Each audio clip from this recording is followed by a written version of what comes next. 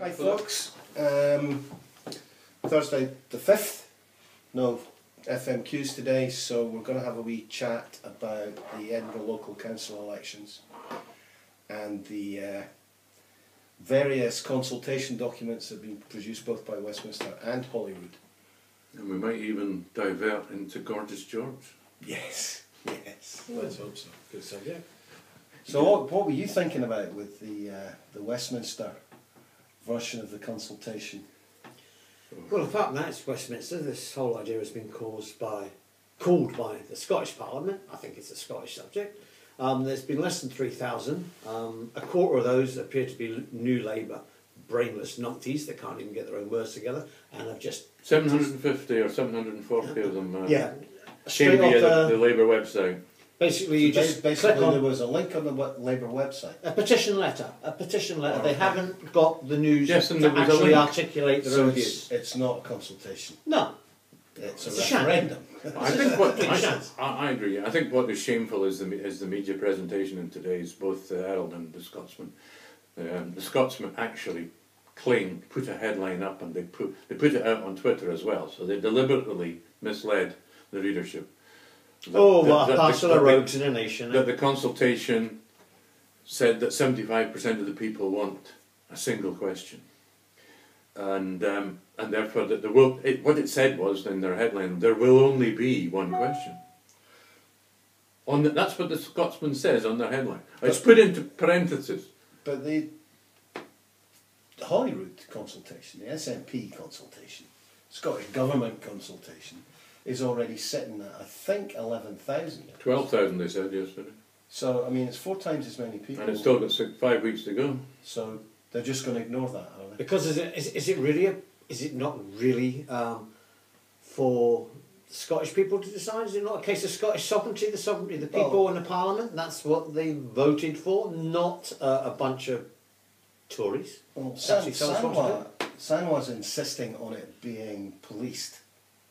The And Scottish- Sarwar, Yeah. what, the liar? Yeah.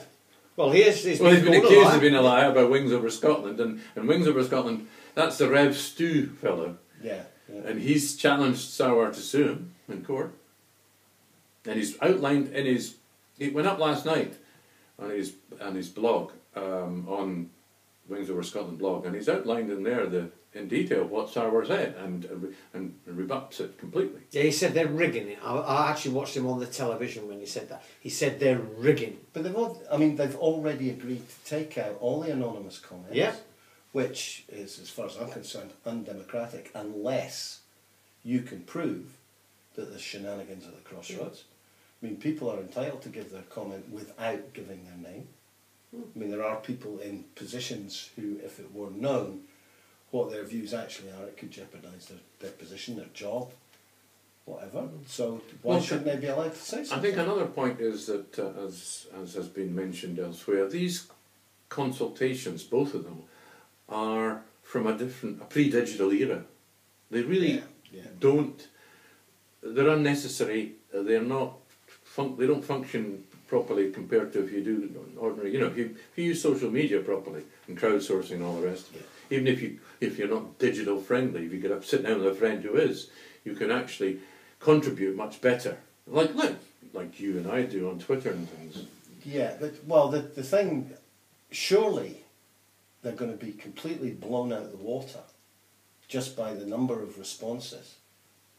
Well, are you back to comparing the two consultations? Yeah, because I'd imagine so. the number of responses to the Scottish Government consultation is what? 3 times as much, possibly 4 times. Still a as month much. to go. Mm-hmm. And there's only, I think, 700 doubtful, and they're in no way linked to parties firing off. You mean anonymous? Existing anonymous ones? I think it was actually about 400. It's a much smaller figure That's than quite a the small Labour figure. Party figure. Well, there's one good solution to it, because I'll be doing it later on today. I'm going to go home, go onto the Scottish Parliament website, put my name, address, anything they want, and give them my views. And I hope you're going to be doing it, and I hope everybody out there watching this will be doing it. I've already done it. I think I did it in both. I'm pretty sure I chose not to do the Westminster one. Why should you? Because I always felt that it would be more powerful if the Scottish Government had larger numbers, and that was a political decision. I didn't think that way. I was naive.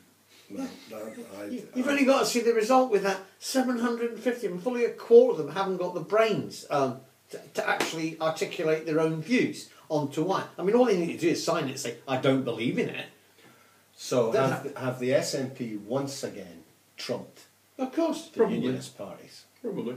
But we've still got to wait, of course, until their consultation is finished and the results announced, and that'll be the end of May, so that's quite a bit to go.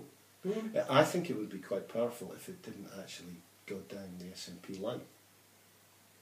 I think the important thing for the SNP as a result from it is A, 2014, but B, that they get a majority for Devo Max, because it's going to be very difficult to argue against two questions if the majority in a consultation come back and say, no, we want two questions. Devo Max. Mind you, the consultation this consultation with the Scottish Parliament will be completely irrelevant if the SNP take over Glasgow. That will be the biggest referendum. They won't need to have consultation. Time to if they take move on. Glasgow, Time to move on to the next subject then.